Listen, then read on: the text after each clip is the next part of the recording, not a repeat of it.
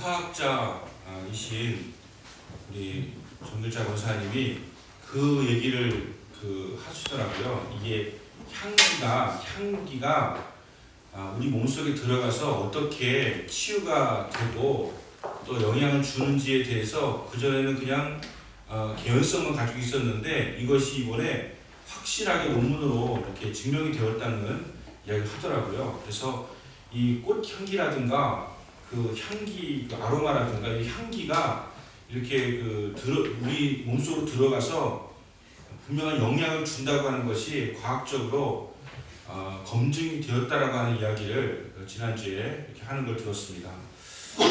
그래서 이 앞에 꽃이 있으니까 저도 좋아질 것 같고요. 그리고 제가 또 과학적으로 검증을 하고 싶다면 그것도 좀 해보고 싶다는 생각이 들어요. 찬양이라든가 이런 소리가 우리의 귀로 들어가가지고 우리의 그 뇌라든가 우리의 심장이라든가 이곳에 어떤 영향을 주어가지고 우리를 유익하게 하고 우리를 치유하게 하고 하는가, 그것도 좀 이렇게 좀 해봤으면 좋겠다. 그래서 단순히 이 소리라고 하는 것이 그 내용만이 아니라 분명히 그 소리 자체도 능력이 있거든요. 그래서 그 소리가 들려오면서 그것이 내게 어떠한 그 작용을 하는가 하는 것에 대해서도 한번 좀 이렇게 연구할 수 있으면 좋지 않을까라고 하는 생각이 듭니다. 물론 향기보다는 좀 어렵겠지만 분명 영향이 있을 것이라고 믿고요. 오늘도 특성을 통해서 하나님 영향을 받으시고 또 우리 그 귀로 들어가서 우리의 또 심령에 큰 평안함을 이렇게 허락해 주신 줄로 믿습니다. 네. 이게 참 복인 것 같아요. 어디 가서 우리가 찬양을 듣고 말씀을 듣고 막 기도하고 이렇게 하는 가운데서 이게 때로는 그냥 뭐 일반적인 소리일 수가 있는데 어떤 곳에서는 이게 막 되게 치유가 되고 능력이 되고 하는 그런 것을 경험할 수 있다면 그것도 하나님의 귀한 은혜가 아닌가라고 하는 생각을 이렇게 하게 되어지는 것이죠. 문득 그런 환상을 좀 그렇게 좀 보게 되는 것 같아요. 이게 굉장히 혼란스럽잖아요. 이 카오스라고 하는 그것이 혼란이라는 뜻인데 그 혼란은 우리가 볼 때는 혼란이지만 하나님은 질서거든요. 그 안에 질서가 있거든요. 하나님은 그 안에서도 이렇게 움직이시고 창조하시고 만드셔가지고 드러나게 하시는 역사가 있는데 지금 우리가 코로나라고 하는 것이 굉장히 혼란스럽잖아요. 우리 보기에는 막 혼란스러운데 하나님은 그 안에서 뭔가 이렇게 그 새로운 질서를 좀 만들어가고 계신 것이 아닌가. 그러니까 혼란스럽지만 그 가운데서 뭔가 치유를 그리고 회복을 그리고 새로운 질서를 우리에게 이렇게 부여해 주시는 그런 시간이 아닐까라고 하는 생각을 이렇게 좀 한번 해보게 되어집니다. 우리 너무 혼란스럽고 우리가 어떤 닥치면 너무 혼란스럽잖아요. 너무 힘들잖아요. 근데 오늘 찬양 가사 속에도 그런 말 있잖아요. 슬픔만큼 큰 기쁨의 날을 주신다고. 우리의 슬픔만큼 큰 기쁨의 날을 주신다고 이렇게 하지 않습니까? 우리 지금 어려운 과정 속에 있지만 이것이 우리에게 오히려 기쁨의 날로 이제부터 다가오게 될 것이다라고 하는 그런 그 믿음의 눈을 좀 있었으면 좋겠다고 하는 거죠. 영적인 눈도 있고 귀도 있고 이게 마음도 있어가지고 좀 깨닫게 되어지면 평안하지 않을까 하는 그런 마음을 가지게 되었습니다. 하나님은 반드시 지금도 일하고 계심을 믿습니다. 창세기 1장 26절 이하를 보면 하나님 사람 만드시면서 하나님 이렇게 말씀하셨습니다. 우리의 형상을 따라 우리의 모양대로 우리가 사람을 만들자 이렇게 말씀하셨거든요. 자, 여기에서 우리가 왜 나의 형상을 따라 나의 모양대로 내가 사람을 만들겠다 이렇게 하시지 않으시고 우리가 이렇게 하는 말씀을 하셨을까라고 하는 것에 대해서 어떤 신학자가 재미있는 해석을 했는데 하나님 본래 혼자 계시지 못하고 본성적으로 더불어 존재하시는 신이시다 이렇게 그 해석을 했습니다. 하나님 유아 독존하시는 분이 아니라 서로 사랑하는 관계 속에서 아름다운 교제를 나누며 살기를 기뻐하시는 인격자다라는 의미에서 우리라고 하는, 물론 이 우리라고 하는 것은 우리가 성부, 성자, 성령 삼위일체를 의미한다고 우리가 하고 있지만 하나님 우리라고 하는 말을 참 대단히 기뻐하시는 분이시다. 그러니까 하나님께서 우리가 사탄의 꼬임 받아가지고 죄를 짓고 타락해서 이제 하나님을 떠나게 되어서 그 멸망을 받아왔다는 우리들을 향해서 주님이 뭐가 아쉬우셔가지고, 하나님 뭐가 아쉬우셔가지고 우리에게 일승을 보내셔가지고 그 십자가의 능력으로 우리를 회복시키셔가지고 당신과 관계를 맺게 하시고 당신과 교제하며 살아갈 수 있도록 그렇게 만드시겠습니까? 하나님이 뭐가 아쉬우셔가지고, 하나님 존재하시는데 우리가 무슨 큰 유익이 되고 도움이 된다고.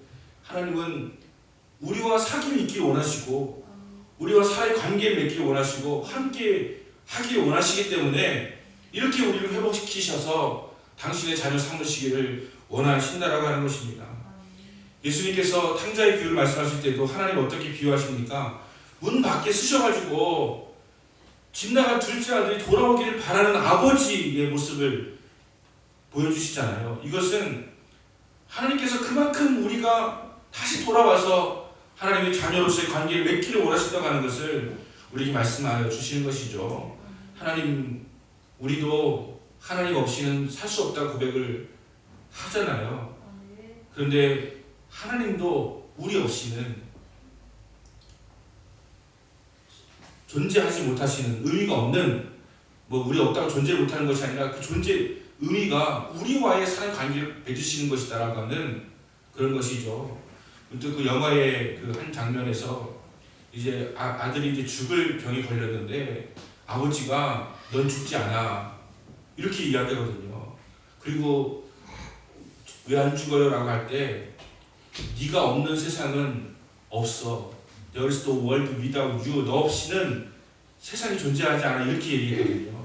하나님은 우리를 향해서 정말 너가 없는 세상은 세상이 아니야 라고 말씀하시는 것이 아닌가 싶을 정도로 왜 나 같은 죄인을 위해서 이 땅에 예수님 보내셔가지고 우리를 만나주시고 회복시키시는 것일까 라고 하는 생각을 우리가 하게 되어지는 것이죠.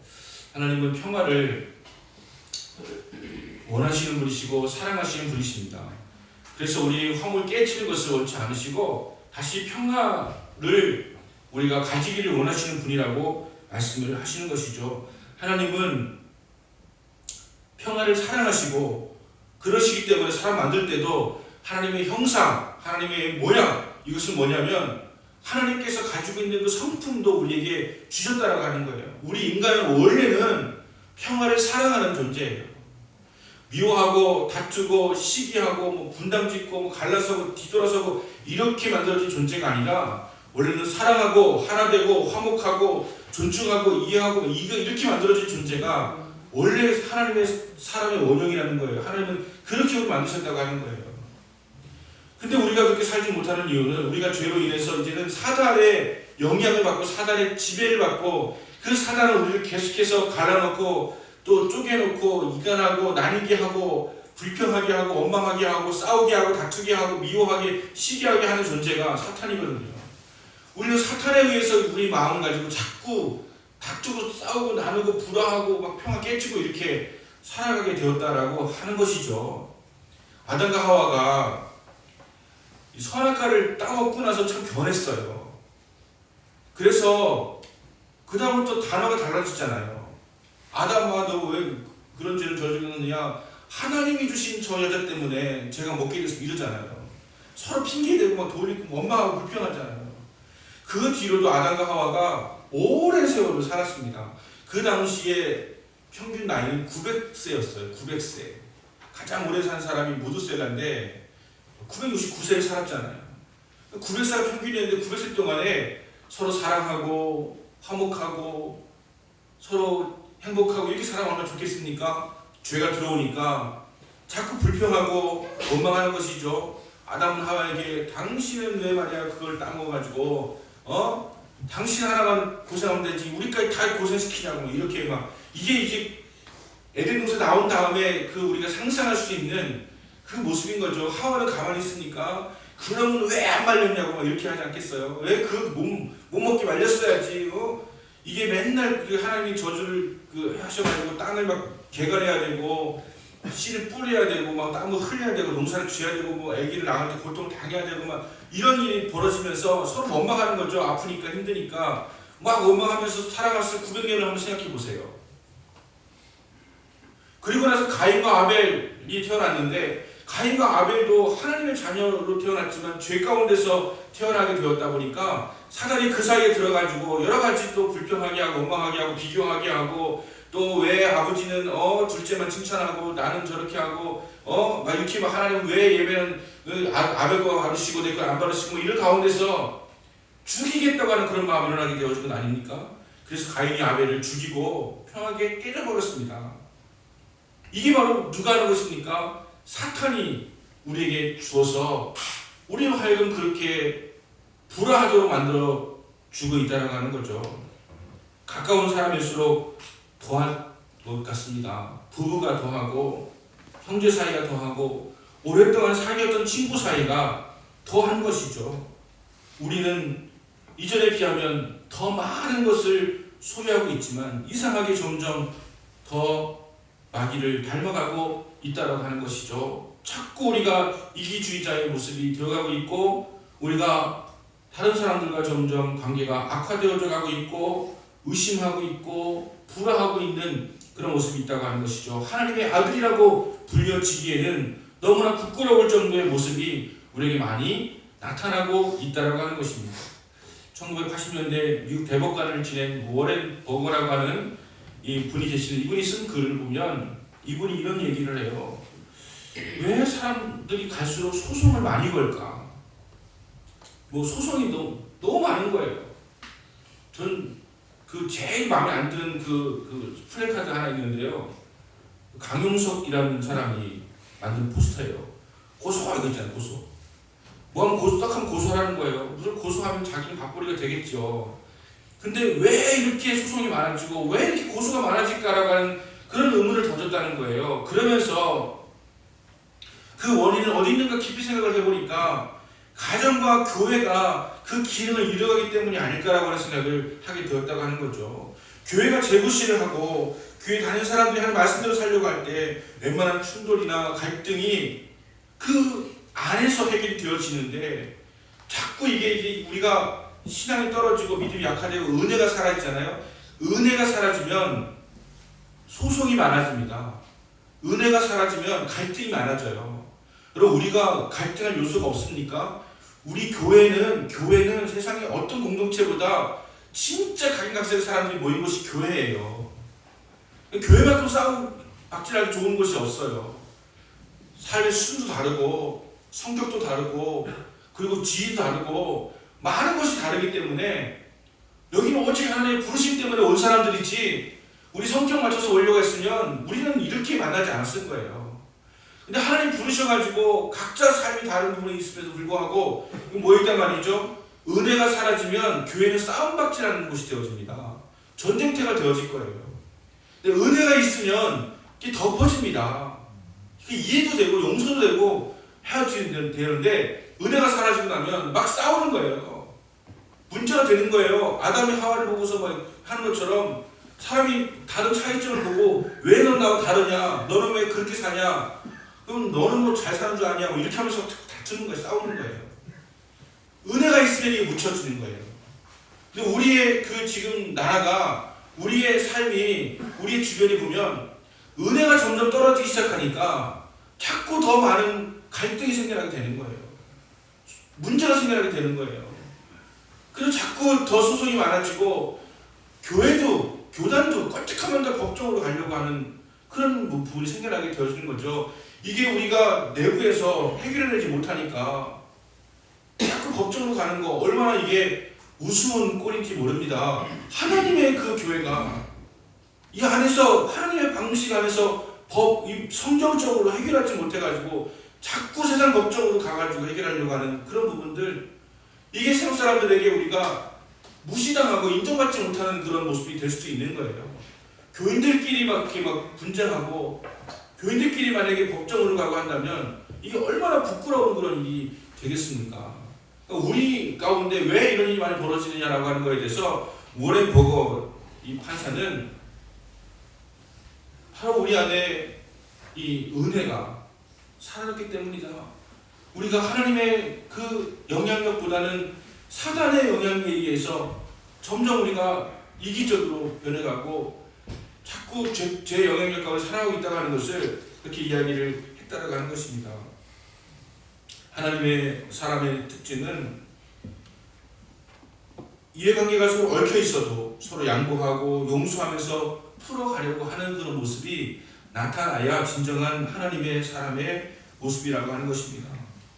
우리나라도 그렇지 않습니까? 요즘에 여러분 법원에다가 뭐 이렇게 우리가 소송 하나 걸어보세요. 미국은 지금 만약에 어떤 법적인 그 문제를 걸잖아요. 정상적으로 하면 7년, 8년이 걸린대요. 너무 많아가지고 그 부분 하나도 결론 내는데 가지고 7년, 8년이 걸린대요. 우리나라도 이제는 정상적으로 하면 3년, 5년, 우리가 TV로 보는 그런 사건은요, 빨리빨리 해결해가지고서 2년, 3년 걸리잖아요. 국회의원들 뭐 떨어뜨리려면 그냥 되자마자 무슨 문제 생기면 그 다음 달 떨어뜨리면 좋겠잖아요. 근데 거의 2년, 3년 지나야 어쩌면 다 끝나고 나서야 결론 나는 경우도 있단 말이죠. 그만큼 지금 소송이 밀려 있어요. 그렇게 많은 소송이 지금 법원에 막 계류하고 있고 막 문제가 지금 심각한 것들이 지금 막 산적해 있는 그런 모습이 있다고 하는 거죠. 분쟁이 너무 많아졌어요. 그 중에 이유가 무엇이냐? 교회가 재기능을 하지 못해가지고, 가정이 재기능을 하지 못해가지고 그랬다는 거예요. 가정에서 상상도 할 수 없는 일이 벌어지지 않습니까? 며칠 전에 아버지를 죽인 그 형제들이 아버지를 죽이잖아요. 아버지를 왜 죽였느냐?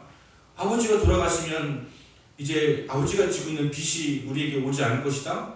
뭐 이런 거 있잖아요. 그리고 나면 우리가 뭐 찾아갈 것이다. 뭐 이런 거 있잖아요. 이게 전에 상상도 할 수 없는 것이었는데 이런 일이 막 이루어지고 있는 이런 시대로 우리가 살아가고 있다라고 하는 것입니다. 어떻게 하면 우리가 화평케 하는 자가 될 수 있고 어떻게 하면 우리가 피스메이커의 역할을 감당할 수 있을 것인가에 대하여서 우리 생각할 가치가 있는 것이죠. 두 가지 말씀만 드리려고 합니다. 첫째로 복음을 전하는 증인이 되어야 됩니다. 복음을 전해야 돼요. 그럼 화평케 하는 방법 참 많이 있습니다. 참으면 뭐가 화평이 이루어지는 것 같아요. 내가 손해보면 돼요. 손해보면 내가 죽어지면 돼요. 근데 이런 성품적인 것 가지고 진정한 해결이 됩니까? 아닙니다. 바뀌지 않아요. 정말로 그 사람을 바꿔서 정말로 화평케 되어지고 정말로 평안을 이루게 하려면 그 안에 십자가의 복음의 능력이 들어가야 됩니다. 그래야 회복이 되는 거지. 진정 회복이 이루어지는 거지. 잠시 잠깐 평화가 이루어진다고 해서 그 사람이 바뀔 수가 없는 거예요. 진정한 평화는 복음이 들어갈 때에 이루어지게 되어지는 거예요. 내가 참고 기다려 해서 이런 것으로 해서 우리는 잠깐의 평화를 이룰 수 있을지 몰라도 진정한 영원한 평화는 복음이 증거되어야지만 될 수가 있다고 하는 것입니다. 여러분 복음을 전해주셔야 됩니다. 예수님을 전해주셔야 됩니다. 그래야지만 진정한 평화가 우리 가운데 임하게 되어진다고 하는 것입니다. 세상은 분명히 더 살기 좋아졌는데 왜 더 행복하지 못한가? 전 이유는 제가 목회자이기 때문에 제가 크리스찬이기 때문에 그런지 몰라도 저는 우리의 신앙의 약화에서 꼽고 싶어요. 한 관계 속에서 꼽고 싶어요. 저는 가난하고 힘들어도 어려워도 더 많이 웃었는데 더 많이 행복했는데 그냥 작은 한가락에도 그렇게 기뻐했는데 지금은 우리가 웬만하면 갖고 기뻐하지도 않잖아요. 좋아하지도 않잖아요. 행복하지 않잖아요. 만족이 없잖아요. 그 이유가 어디 있느냐? 물질 문명의 발전도 있지만 거꾸로 우리가 하나님과 관계가 약화되면서 진정한 행복이 우리에게 사라지게 되어진 거예요. 여러분 진정한 해결책은 그가 예수님을 알아야 됩니다. 예수를 믿어야 됩니다. 그 십자가의 보혈 능력이 임할 때에 그 진정한 하나님의 자녀로 회복될 수가 있다라고 하는 것이죠. 하나님의 자녀가 되어야지만 진정한 화해가 이루어질 수가 있다라고 하는 것입니다. 십자가라고 하는 것이 이제 가로 세로 이렇게 돼 있지 않습니까? 이렇게 돼 있는데 이 세로라고 하는 것은 하나님과 관계라는 이야기를 많이 하잖아요. 수직적인 것. 이 옆에 있는 수평적인 것. 이웃과의 관계라고 하는 것이잖아요. 그럼 우리가 어디에다 더 초점 맞춰야 되는 것이냐? 저는 하나님의 관계에 초점 맞춘다고 물론 많은 분들이 이야기하지만 저는 이웃과의 관계에도 그에 못지않게 더 우리의 마음을 다해야 된다고 생각합니다. 왜냐하면 그만큼 이 관계를 소홀하게 여기기 때문에 한 관계는 좋다고 여기서 찬양 큰 소리 부르고 기도도 정말 터져라고 막 외쳐 기도하고 막 이렇게 하는데 나가서는 막 싸우고 막 다투고 분열하고 막 깨지고 나뉘어지고 평화를 이루지 못한다면 우리는 그냥 짝대기 하나 십자가 아니라 그냥 수직적인 거 하나만 갖춘 잡밖에는 될 수가 없는 것이죠. 진정 하나님의 사람의 특징은 우리의 삶에서 이웃간에 드러나는 그런 모습 속에서 진정 하나님의 사람의 특징이 나타나게 되어지는 것이죠. 하나님 관계, 우리는 당연히 그 관계 회복되어야 되는데 그 증명은 무엇이냐? 이웃과의 관계 속에서 하나님과의 관계가 증명되는 것입니다. 하나님 관계가 좋다면 이웃과의 관계가 좋아져야 하지만 마땅하다 나가는 것을 우리에게 말씀하여 주시고 있는 것입니다. 그냥 참는 것으로 평화 임하는 것이 아니고 내가 가지고 있는 경험으로 지식으로 그가 온전한 평화를 누릴 수가 없는 것입니다. 그의 복음이 전해져야지 십자가의 능력으로 악한 영이 떠나가야지 진정한 평화가 임할 수가 있다라고 하는 것을 믿으시길 바랍니다. 하신교회 이중표 목사님이 그 신학이 별세 신학 아닙니까? 별세 신학.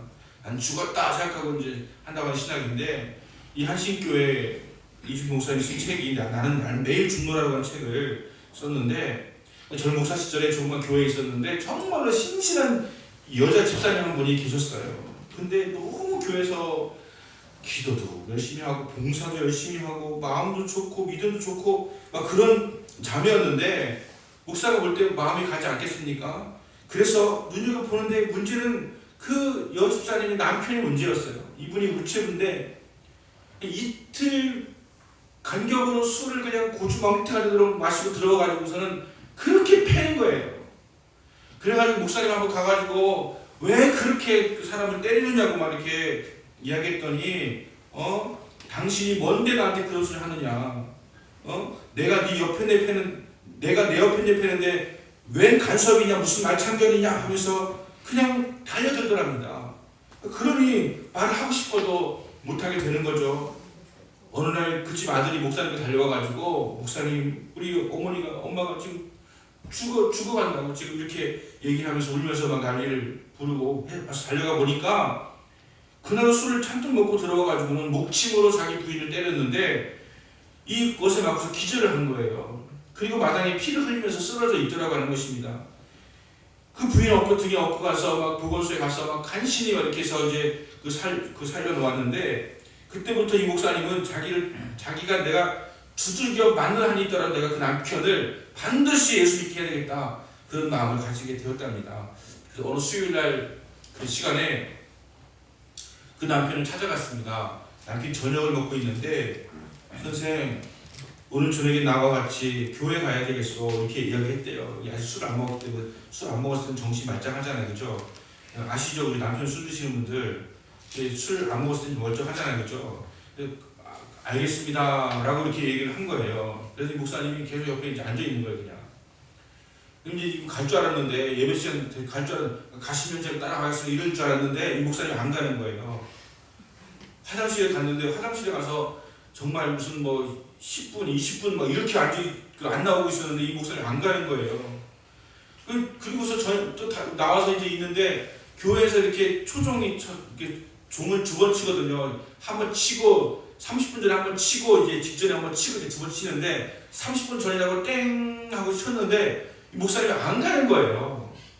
그래서 이분이 할 수 없이 목사님을 따라서 야 진짜 지독하다 해가지고 이 목사님 따라서 교회를 갔는데 이 목사님이 마음 작정을 하고요. 옆에는 이제 태권도 유단자 청년 2명 앉혀놓고 그 다음에 정말로 좀비한 설교 원고가 있지만 그 우체부 남편에게 정말 마음을 다하여서 그 설교를 했대요. 눈물겨울 정도로 인생에 한 번밖에 없는데 어떻게 술을 먹고 아내를 때려가면서 살아가는가. 그런 짓 하다가 세상 떠나면 하나님 앞에서 어떻게 설 수가 있겠는가 막 이런 식으로 막 설교를 했다는 거죠. 설교를 다 해갈 좀 보니까 이 남편이 울고 있더래요. 무슨 변화가 일어난 것 같다라고 생각을 하고서 만났는데 예배 끝나고 나오는 그 목사님에게 목사님 제가 이제 예수 믿겠습니다 이렇게 하더래요. 그리고 다음 날부터 제가 교회 종을 치겠습니다라고 하더래요. 이 교회 종을 치는 게 이게 보통 일이 아니잖아요. 교회 종을 치려면 다른 사람보다 1시간 일찍 가서 쳐야 되고 새벽 이 종 치는 게 새벽 종이 울렸네 이거 있잖아요. 이거 교회 종이에요, 여러분 아시죠?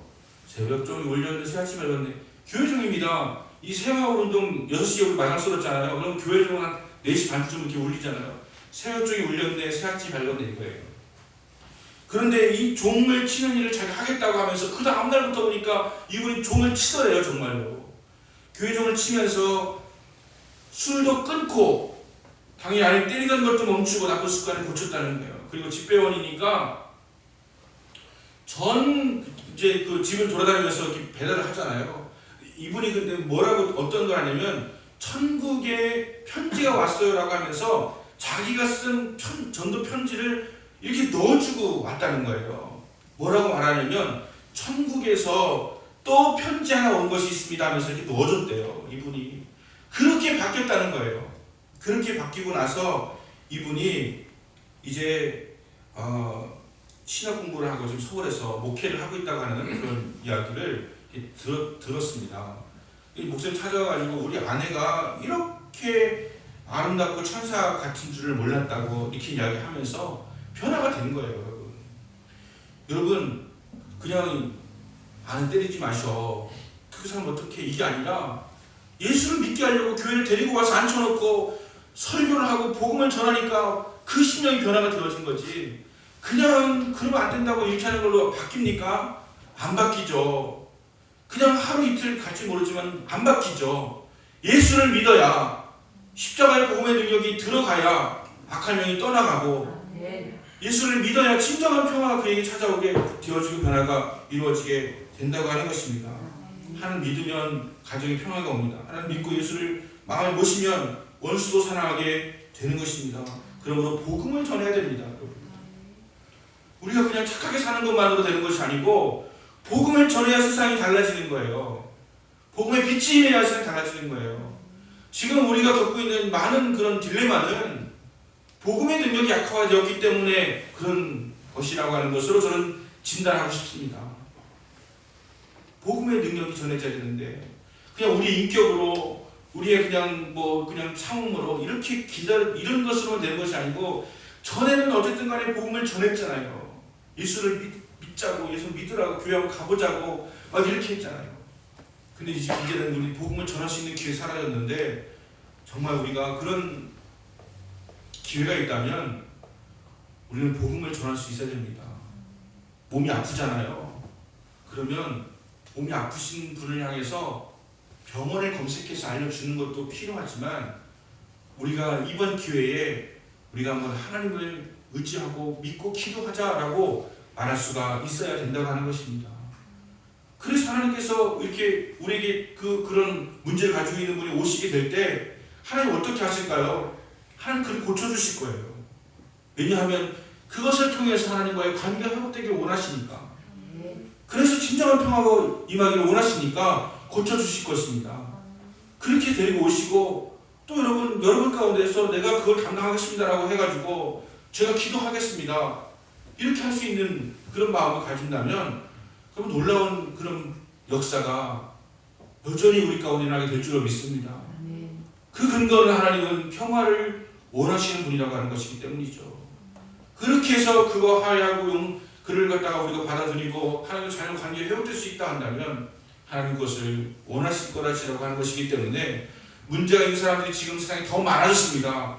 분명히 예전보다 문제가 더 많아졌어요. 전에는 문제가 단순했어요. 아프거나 가난하거나 남편 속썩이거나 뭐 이런 단순했는데 지금은 문제가 1000가지가 넘어요. 이제. 어제 우리가 자녀 걱정을 자녀에 대해서 우리는 그전에는 그냥 공부 잘하는 게 한 가지 문제였다면 지금은 국어 잘해야 되는 거, 영어 잘해야 되는 거, 수학 잘해야 되는 거 이게 문제를 우리가 10가지 크게 키워놨어요. 우리는 문제가 산적해요 지금. 그래서 기회입니다 여러분. 우리 예수를 믿으면 문제가 단순화됩니다. 그리고 예수 이름으로 해결되는 줄 믿습니다. 두 번째로 서로 용서해야 됩니다. 피스메이커가 되려면 용서해야 돼요. 한번 금이 간 사이는 피차 용서하지 않고는 회복되기가 어렵습니다. 금이 가 있는데 용서라고 하는 과정이 없이 오랜 세월 지나면 이게 그냥 사라집니까? 아니거든요. 우리가 용서하는 과정, 용서하고 끝나는 것이 아니라 그것을 사랑의 줄로 매는 과정, 이런 것이 있을 때 진정한 화해가 되고 용서가 되고 사랑하게 되어지는 것이지 덮는다고 해결되는 것은 결코 아니거든요. 썩은 고등어를 신문지로 덮어놓으면 하루는 냄새가 나지 않습니다. 지나가면 다 다시 냄새가 나는 거예요. 문제는 덮어준다고 해결되는 것이 아니고 적극적으로 해결해야 되는데 그 과정이 바로 용서하는 것입니다. 고린도서 3장 13절에 누가 네게 혐의가 있거든 서로 용납하고 피차 용서하되 주께서 너희를 용서하신 것 같이 너희도 그리하고 이 모든 것 위에 사랑을 더하라. 이는 온전하게 맺은 띠니라 이렇게 말씀하시는 거죠. 피차 용서하고 주님이 우리를 용서하신 것처럼 용서하고 이렇게 하라는 것입니다. 그럴 때에 우리가 정말 그 피차 용서해야 되는데 이게 피차 용서가 안 될 때가 있잖아요. 그럼 누가 먼저 용서를 해야 될까요? 그냥 내가 먼저 해야 되는 거예요. 피차인데 왜 내가 먼저 해야 되느냐? 이것부터 가기 시작하면 죽을 때까지 이게 해결이 안 되는 거죠. 내가 먼저 해야 돼요. 이게 그리스도의 보혈의 능력이에요. 이 십자가의 능력이 할 수 없는 것을 하기만 할 수 있게 하는 거. 주님이 우리에 대해서 왜 죽으셔야 됩니까? 우리가 화목하게 하시려고, 우리를 용서하시려고 하신 것 아닙니까? 그러니까 우리가 이런 마음으로 누군가가 내게 먼저 내 용서를 빌면 내가 하겠다. 해결이 안 되죠. 주님이 원하신 것은 피차 용서하되 주님이 용서를 먼저 하신 것처럼 그리하라. 그것은 네가 먼저 하라. 이렇게 말씀을 하시는 것이라고 하는 것입니다. 예수님이 우리를 용서하셨기 때문에 우리가 받은 용서가 크잖아요. 주님께 받은 용서가 크잖아요. 그래서 1만 달란트 빚진 자, 50대는 빚진 자의 비유를 하는 것은 우리는 1만 달란트 빚졌는데 용서받은 탕감받은 죄인이라고 하는 것이고 50대날에는 우리끼리 하면서 좀 우리에게 어려움을 준 사람을 이야기하는 것인데 왜 1만 달란트 탕감받은 자가 50대는 탕감받은 자를 용서하지 못하느냐 이걸 말씀하시는 거잖아요. 하나님 우리가 용서하기 원하세요. 용서할 때에 진정한 피스메이커가 될 수가 있다고 하는 거죠. 제가 며칠 전에 그 서울 유아여대 옆에 앞에서 참 좋은 교회라고 하는 교회에서 목회하시는 신동희 목사님이라는 분을 만났어요. 이분은 그 서울대학교 화학과를 졸업하시고 미국에 가서 또 그 계속 공부를 하시면서 또 신학도 하셔가지고 목사 안수도 받으셨습니다. 그리고 이분이 곧 그 대학교 다닐 때부터 병 고치는 신의 은사가 있는 것을 발견하게 되어가지고 많은 사람을 고쳤대요. 엄청나게 그냥 이 대학생 때 난소암을 고쳤대요. 그리고 또 많은 그 부분에 그것이 그 고침을 받았대요. 이분은 정말로 그 소시오패스인 아버지 밑에서 자라가지고 너무 그 고통스럽고 힘든 그런 과정을 겪으면서 어쩌면 그 정말 진주가 모래를 끌어안고 막 진액을 빼내가지고 진주가 되는 것처럼 그 고통스럽고 힘든 그런 기간 속에서 그런 어떤 은사가 드러나게 되어졌다라고 하는 생각이 들 정도로 그렇게 했다는 거예요. 그래서 은사가 막 있다 보니까 막 1000명을 전도하고 그 중에 굉장히 많은 사람을 고치고 했는데 오자마자 방언받고 통변하고 영서 쓰고 막 이렇게 오자마자 그렇게 되는 사람이 있는데 그래서 신나가지고 며칠 그렇게 하다가요 다 떠나더래요. 은사 받았다고 특별한 게 아니더라고 하는 것을 발견했다고 하는 거예요. 그래서 정말로 중요한 것은 이게 은사라고 하는 것은 예언이든 여러분 방언이든 그 다음에 치유든 축기든 이것이 기독교의 전유물이 아니에요. 이런 은사는 그냥 일반 사람도 있고요. 불교도 있고요. 무당도 있어요. 하지만 이 은사가 하나님과 결탁되지 않으면 이건 진짜 하나님의 은사라고 할 수가 없다고 하는 거죠. 그런 은사 드러났다고 해가지고 이 사람이 하나님 안에서 신령한 사람이다라고 여기면 안 됩니다. 이런 은사는 하나님 안 믿어도 나올 수 있는 것들이에요. 근데 이것이 하나님 관계가 온전히 맺어져야 그리고 하나님 앞에서 이것이 훈련되어져야 그리고 컨트롤할 수 있어야지 이거 진정 하나님 은사가 될 수 있는 것인데 그래서 이분을 찾아오는 사람이 지금도 무지개 수로 많은데 오면 성경 공부를 한대요. 하나님 만나야 되니까 예수를 믿어야 되니까 그렇지 않으면 이 사람은 은사 받고 그 다음에 또 아니면 치유받고 세상으로 돌아가 버리니까 성경 공부를 한다는 거예요. 그래서 오랜 시간 동안 만난다는 거예요. 여러분 이분이 이화여대 약대 부학장이면서 교수하는데 이것만으로도 바쁘지 않겠습니까?